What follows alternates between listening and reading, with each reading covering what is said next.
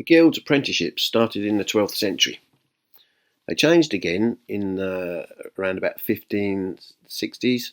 The Elizabethan statute apprenticeships came into play, and then they changed again in 1814 to the voluntary apprenticeship, which is kind of what we have today. NVQs were brought about by the civil servant Jessup. They started in this country around 1986, and the NVQ became the outcome qualification for apprenticeships, modern day apprenticeships, in around 1993. Lots has been written about NVQs, lots of research, whether they actually work, how they assess competence. You had the Wolf report, which was a report that looked into them, and we still use NVQs as the outcome qualification of the apprenticeship, and it is considered the qualification for our industry, plumbing and heating. Apprenticeships are two things. They're the employer and they're the apprentice. And we wrongly in this country think we need lots more apprentices. We think we need to go into schools and encourage people not to go on university courses, but to go on the construction and building services courses. When in actual fact, hundreds of thousands of young people enrol onto construction courses and building services courses in colleges every year. Hundreds of thousands.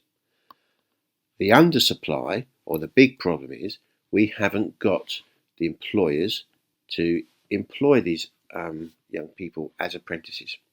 If you go back to the 60s and 70s, most of the plumbing and heating industry was an employed industry. Plumbers and heating engineers tended to work for the regional gas boards, the local authorities or councils. It's now mainly a sole trader industry. Most people out there trading are self-employed. They don't tend to take on apprentices unless they're their family members or friends. So we have this undersupply of people willing to take on apprentices and this massive oversupply of people going to college. And if you look at when I started teaching around 2005, 2006, you can see that every year we're well over the 40,000 mark of people getting their City and Guild certificates in plumbing and heating, but they're not the NVQ certificates. And there is a bit of a problem. Anyone can become a plumber. Everybody listening to this right now can go out there and start trading as a plumbing company. Anyone. Same as anyone can build a house. You do not need to be a qualified bricklayer to build your house. Anyone can start trading as a plumber.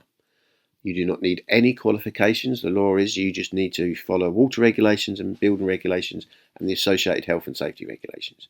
So anyone can become a plumber.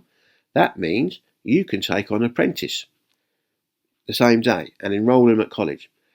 And this is one of the problems with apprenticeships at the moment. Apprenticeships, historically, an apprentice would learn from a master, someone that was deemed to be very competent. Now, an apprentice can be with any employer. So anyone can be trading as a plumber, and there is a lot of low skill out there, a lot of unconscious incompetence. There's a lot of heating engineers and plumbers out there who are not aware that they don't know stuff that they should know. Unconscious incompetence, we call that. They can take on apprentices, and of course that bad practice is perpetuated. Never think that apprenticeships learn in colleges. They learn a little bit in college. I've been a lecturer in colleges for a few years, and the main learning for the apprentice is actually happening in the workplace. The employer is the main facilitator of learning. It's in the workplace. Ironically, most of the funding goes to colleges. Colleges don't tend to make lots of profit because they've got so much levels of bureaucracy that's all being paid for. But ironically, the primary learning facilitator of an apprentice is the employer, who get very little of that public funded money. And all these young people that now by law since 2013 who have to go to college are all worth around £10,000 each. And most of that goes to college. And then of course some of that's going to the certification bodies who are issuing certificates willy-nilly. So when I started my apprenticeship, the only people going to college, the only students going to college were apprentices. The NVQ system changed that and it created two pathways. Anyone can now go to college and do the plumbing and heating courses and any other construction courses. Prisoners, you can teach prisoners the plumbing and heating courses. Now, of course, these prisoners aren't doing, they're not out there in the workplace, learning in the workplace from an employer, same as most of the students at college are not learning from being out there in the job place. So they end up getting these diploma certificates, and as you can see from the years I started teaching, these are being handed out in large numbers. In fact, no one actually can find the numbers now, how many have been handed out since 2013, because I think there's embarrassment about how many certificates are actually being handed out. The CCC, Climate Change Committee, found out that in 2021 there was only 20,000 apprenticeships across the whole of construction and building services. So that's plumbers, electricians, carpenters, plasterers, bricklayers, and yet hundreds of thousands are going to college to be on these courses, but they're only getting diploma certificates. Now, when I was teaching in colleges, the awarding bodies like City and Guilds would say, well, you know, they've done the college bit, they've done the theory, all they've got to do now is find an employer. And they used to say that as if that was a big achievement, but it's mathematically impossible for all these people to find employers, because if there's only a small amount of employers taking people on each year, but this massive number of people doing the certificates each year at college, they're never going to find employers to take them on so that they can get their full NVQ qualification. Remember, the full NVQ qualification is the important qualification in this industry. MCS and UCAS certification bodies. So MCS is a little bit like the gas safe register. It's a register of accredited companies. It's not a register of individual people. It's a register of an accredited company. Now, to become MCS registered as a company, you need to have certain things in place. You need to have a quality management system in place. You need to have some insurances in place. You need to have some public liability, and you need to belong to like a consumer group like REC. And you will then also have to have someone in your company that is qualified for the technology you're going to be installing. So whether that's PV, batteries, or heat pumps. So your nominated qualified person would go and do they used to be 3-day courses, a BPEC course or an LCL course, get their certificate in heat pumps, and then that allows the company trading to then become MCS accredited. MCS do not do any of the auditing. They will not come out to you and look at anyone's work. That's done by a UCAS certification body.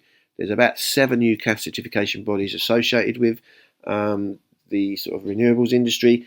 APHC, which is the Association of Plumbing and Heating Contractors, is one of them. Offtech, the Oil Fired Association, is one of them. NAPIT. And they will come out yearly and audit your work.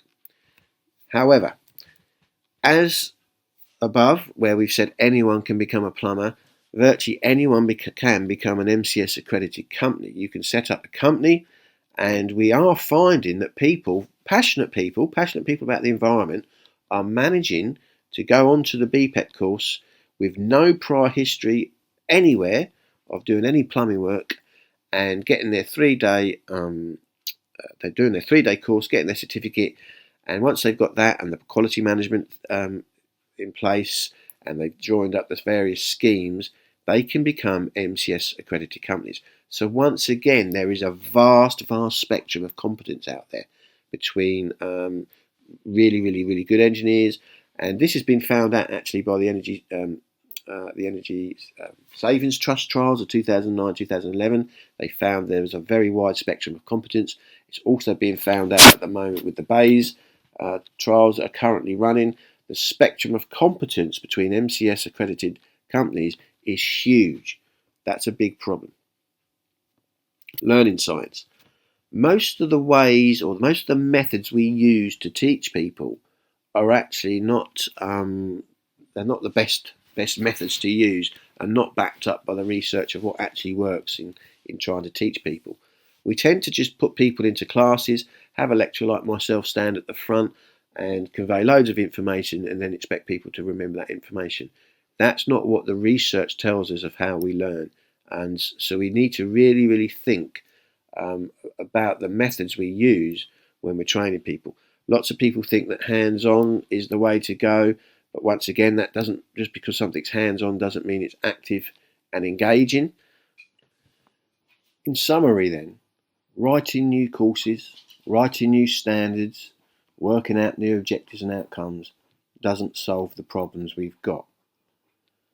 Apprenticeships only work if the apprentice is learning on the job from a competent employer. We need to find who them competent employers are. Apprentices that are currently in colleges, a lot of them are learning from incompetent employers. We need to solve that problem. The other problem we need to solve is finding employers to take apprentices on. Too few employers take apprentices on. They have very good reasons not to take apprentices on. It's very costly for them to do so. They don't get a lot of financial support. They get no empathy training if they're taking on young people. There is no support really out there for employers to take apprentices on.